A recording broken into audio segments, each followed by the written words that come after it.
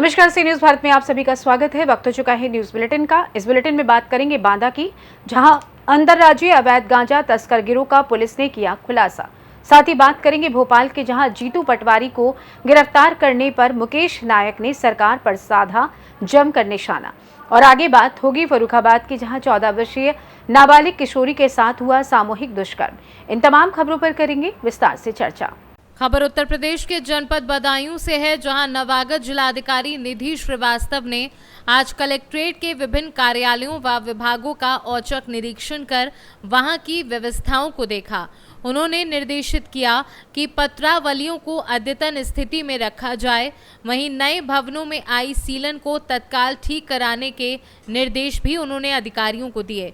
नवागत जिलाधिकारी ने कहा कि फरियादियों की समस्याओं को प्राथमिकता पर सुनकर उनका गुणवत्ता परक निस्तारण सुनिश्चित किया जाए। सभी अधिकारी अपने कार्यालय में प्रातः 10 से 12 तक बैठकर आमजन की शिकायतों को प्राप्त कर उसका निस्तारण कराना सुनिश्चित करें। इस अवसर पर अधिकारी व कर्मचारीगण मौजूद रहे। बदायूं से सी न्यूज संवाददाता आकाश तोमर की रिपोर्ट। खबर जनपद बांदा से है, जहां नरैनी क्षेत्राधिकारी अंबुजा त्रिवेदी के नेतृत्व में थाना कालिंजर व एसओजी की संयुक्त पुलिस टीम के द्वारा उत्तर प्रदेश व मध्य प्रदेश की सीमा के बॉर्डर पर वाहन चेकिंग की जा रही थी। तभी चेकिंग के दौरान पुलिस को 11 लाख रुपए कीमत के अवैध सूखे गांजे के साथ 5 अभियुक्त को गिरफ्तार किया गया, जिनके पास से 55.26 किलोग्राम अवैध सूखा गांजा, 6 अदद मोबाइल फोन व अवैध गांजा तस्करी में प्रयुक्त होने वाले वाहन, 2 4-पहिया वाहन बरामद किए हैं। गिरफ्तार अभियुक्त उड़ीसा व बिहार राज्य से अवैध गांजे के खेप लाकर बांदा और आसपास के जनपद में बिक्री करते थे। पुलिस ने अंतर्राज्यीय अवैध गांजा तस्कर के 5 अभियुक्तों को गिरफ्तार करके जेल भेज दिया है। वहीं 2 अभियुक्त पुलिस की पकड़ से भाग निकले हैं। पुलिस के द्वारा भागे हुए अभियुक्तों की गिरफ्तारी के प्रयास किए जा रहे हैं। थाना कालिंजर और हमारी एसओजी की संयुक्त टीम ने सतना बॉर्डर पर 5 अभियुक्तों को गिरफ्तार किया है, जिनके कब्जे से लगभग 55 किलो गांजा बरामद हुआ है। ये 2 गाड़ियों में ला रहे थे, एक इनोवा क्रिस्टा गाड़ी थी और एक स्विफ्ट डिज़ायर थी, और इसकी कीमत अंतर्राष्ट्रीय बाजार में लगभग 11 लाख रुपए है। ये जो अभियुक्त हैं, इनकी क्रिमिनल हिस्ट्री की तलाश की जा रही है। इसमें सुनील कुमार द्विवेदी, जो मुरार ग्वालियर का रहने वाला है, मुख्य अभियुक्त है। इसके अलावा सागर पांडे बांदा का रहने वाला है, ये मुख्य अभियुक्त है। इसके अलावा 2 अभियुक्त मौके का फ़ायदा उठा करके भाग गए हैं, उनको वांछित किया गया है, उनकी सीधी गिरफ्तारी की जाएगी। ये गैंग जो है सप्लाई करता था बांदा, फतेहपुर, कौशाम्बी, हमीरपुर, इन जनपदों में, और फिर वहाँ उसको थोड़े थोड़े अमाउंट में दुकानों के माध्यम से बेचा जाता था। ये लोग जो है उड़ीसा से माल ले आ रहे थे। रास्ता ये लोग बिहार और आंध्र प्रदेश के माध्यम से रास्ते से ये लोग इस्तेमाल करते थे।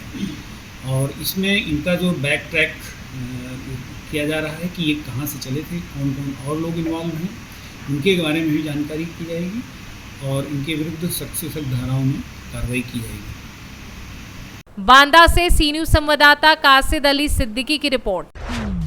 एनएसयूआई के प्रदेश व्यापी जंगी प्रदर्शन में जीतू पटवारी को गिरफ्तार करने पर मुकेश नायक ने भाजपा सरकार पर जमकर निशाना साधा। उन्होंने कहा कि आप कल्पना कीजिए कि जिन्होंने नीट का पर्चा लीक किया है, लाखों छात्र का भविष्य खराब किया है, वह मजे कर रहे हैं, और जो खिलाफत कर रहे हैं वो जेल जा रहे हैं। क्या कुछ कहा मुकेश नायक ने, आइए आपको सुनवाते हैं। अब आप कल्पना करिए कि जिन्होंने नीट का पर्चा लीक किया है, जिन्होंने लाखों विद्यार्थियों के भविष्य को अंधेरे में ढकेला है, वो मजे कर रहे हैं, और जो उनकी खिलाफत कर रहे हैं उनको जेल भेजा जा रहा है। अभी आपने प्रदर्शन में देखा कि छात्र अगर अपने भविष्य को अंधेरे में ढकेला जा रहा है तो इसके खिलाफ प्रदर्शन नहीं करेंगे तो क्या सरकार की पूजा करेंगे? आप देखिए, आंसू गैस के गोले छोड़े गए, पानी की बौछारें छात्रों के मुंह पर मारी गई, और किस तरह से उनके साथ अन्याय किया गया, सारे चैनल ने उसको लाइव चलाया है। आप लोगों ने स्वयं अपनी आंखों से देखा है। अनेक पत्रकारों के कैमरे खराब हो गए, उनको आंसू गैस से परेशानी हुई। ये अन्याय पूरे देश में भारतीय जनता पार्टी की सरकार के द्वारा किया गया है। मैं ये कहना चाहता हूँ कि इस तरह से किसी आंदोलन को कुचला नहीं जा सकता। ये आंदोलन और वृहत रूप लेगा, प्रदेश व्यापी होगा और हम सड़कों पर उतरकर इसका प्रतिकार करेंगे। भोपाल से सी न्यूज संवाददाता मनीष वर्मा की रिपोर्ट। खबर उत्तर प्रदेश के फर्रुखाबाद जनपद से है, जहां थाना मऊ दरवाजा की रहने वाली पीड़िता ने आज आजाद समाज पार्टी के साथ फतेहगढ़ पुलिस अधीक्षक आलोक प्रियदर्शी को 14 वर्षीय नाबालिग पुत्री के साथ सामूहिक दुष्कर्म करने के संबंध में प्रार्थना पत्र दिया है, जिसमें अपनी पूरी व्यथा बताई है और पीड़िता ने पुलिस अधीक्षक से विपक्षी गढ़ों के खिलाफ कानूनी कार्यवाही करने की मांग की है और न्याय की गुहार लगाई है। मौके पर मौजूद लोगों ने क्या कुछ कहा है, सुनिए उन्हीं की जुबानी। किस बात को लेकर आज आप यहाँ पुलिस अधीक्षक के पास आए थे? मैं आज पुलिस अधीक्षक के पास इसलिए आए हैं, 14 साल की एक बिटिया है, हमारे समाज की है, और जो कि प्रशासन द्वारा उसको धमका के बहुत कुछ करके उसको दबा दिया गया मैटर को। इसलिए मैं लोग धरने पे आज एसपी पास आए हूँ। एसपी साहब ने भी उसको मोड़ कर दिया है कि जांच करके मैं कार्रवाई करूँगा।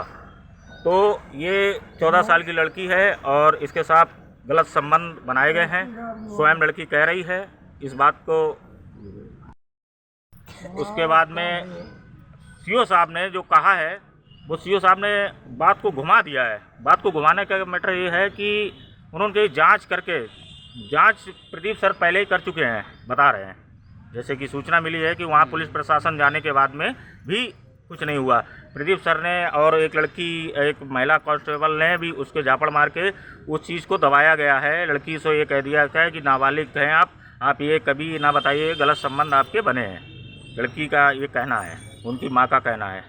मुझे लड़की और उनके क्षेत्रवासियों से पता चला है, तो इसलिए मैं आज आज़ाद समाज पार्टी भीम आर्मी के लोग एसपी साहब के पास में धरना के लिए बात करने के लिए आए हैं। और नहीं बात सुनी जाएगी तो मैं धरना दूंगा 20 तारीख को, क्लियर समझिए आप। राष्ट्रीय अध्यक्ष जी से मैं बात कर चुका हूँ, ट्वीट भी कर दिया हम लोगों ने। राष्ट्रीय अध्यक्ष जैसे निर्देश देंगे हमारी पार्टी के, तो उस हिसाब से हम लोग धरना प्रदर्शन करेंगे। क्या नाम है आपका? मेरा नाम है एडवोकेट सूरज गौतम, मैं लीगल सेल का जिला प्रभारी हूँ आज़ाद समाज पार्टी जनपद फर्रुखाबाद। अच्छा, किस बात को लेकर आज आप यहाँ कप्तान साहब के पास आए? हम लोग हमारे समाज की एक कमज़ोर दलित वर्ग की एक बेटी है जो कि निहायत ही गरीब परिवार से है। उस बेटी के साथ में एक सामूहिक दुष्कर्म किया गया है और जो कि बेटी जो है वो नाबालिग है 14 साल की, और सामूहिक दुष्कर्म करने वाले व्यक्ति जो हैं वो सत्ता संरक्षित व्यक्ति हैं, इन्हें दमंग हैं कि ये लोग अपने जो इनके ऊपर जुल्म जाती हुई है इसकी रिपोर्ट लिखाने थाने में गए, थाने से इनकी कोई सुनवाई नहीं हुई। तब ये हम लोगों को जानकारी हुई, हम लोग आज माननीय कप्तान साहब के पास आए, लेकिन कप्तान साहब ने भी इस मामले में जहाँ पे तुरंत FIR के आदेश होने चाहिए थे, लेकिन कप्तान साहब ने इसमें जांच के आदेश कर दिए। जबकि पीड़िता इसमें खुद अपने बयान कर रही है, पीड़िता की माँ भी है, और ये तमाम पूरे गांव के, एक आदमी अगर झूठा होगा लेकिन पूरा गांव 500 आदमी जो है यहाँ पे आया है, लेकिन कप्तान साहब इस मामले को गंभीरता से नहीं ले रहे हैं। तो मैं अपने आपके चैनल के माध्यम से माननीय कप्तान साहब, DM साहब को अवगत कराना चाहता हूँ कि अभी हम लोग इतने कमज़ोर नहीं हो गए हैं कि हमारी आवाज़ जो है शासन प्रशासन दबा ले। हम लोग अपने बेटी को न्याय दिलाने के लिए आखिरी सांस तक लड़ते रहेंगे। क्या घटना घटी है और आज आप लोग यहाँ कप्तान साहब के यहाँ आए हैं? घाटी में 14 साल की लड़की है, तो मैं लड़की को शहर खाने दिखाना। किसने की है? सत्यवीर, अंकित, बलवीर, 3 जन। कहाँ के निवासी हैं ये? नए नगरा। किसके लड़के हैं ये? एक जजनाथ का, 2 जजनाथ के हैं, एक मनोहर का है। ये घटना कब की है? परसों की है। आप इसके अलावा आपने कहीं शिकायत इसकी की थी? गई थी, कोई मेरी कोई सुनवाई नहीं हुई। कहाँ गई थी आप? थाने में। कौन सा थाना है आपका? मौत राजा। फिर आपकी सुनवाई नहीं, तो आज आप यहाँ आई हैं, तो क्या आश्वासन मिला आपको? जांच की जाएगी, जांच की जाएगी। अगर न्याय नहीं मिलता है आपको तो आगे की क्या प्रक्रिया रहेगी आपकी तरफ से? क्या लगता है अगर आपकी मांग पूरी नहीं होती है आपकी तो फिर आप क्या करेंगे?